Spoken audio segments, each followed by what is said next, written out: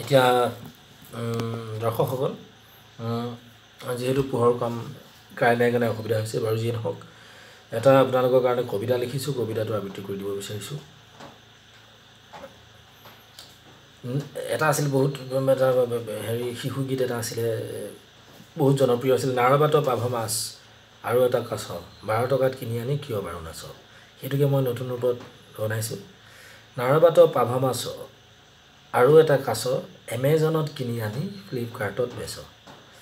এনেকৈও ক'ব পাৰি নাৰবাত পাভ মাছ আৰু এটা কাছ এমেজনত কিনি আনি বেছি দামত বেচ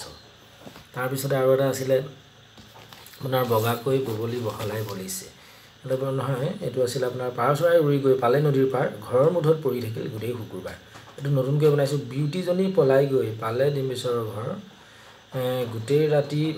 বাৰান্দাতে পৰি থাকিল পুৱাই দিলে লৰ অৰ্থাৎ বিউটিজনী কুকুৰী কণা আছিলে তাৰপিছত আৰু এটা বনাইছিলোঁ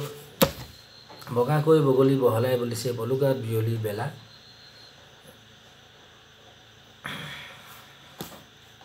এইটো অলপ পিছত দি আছোঁ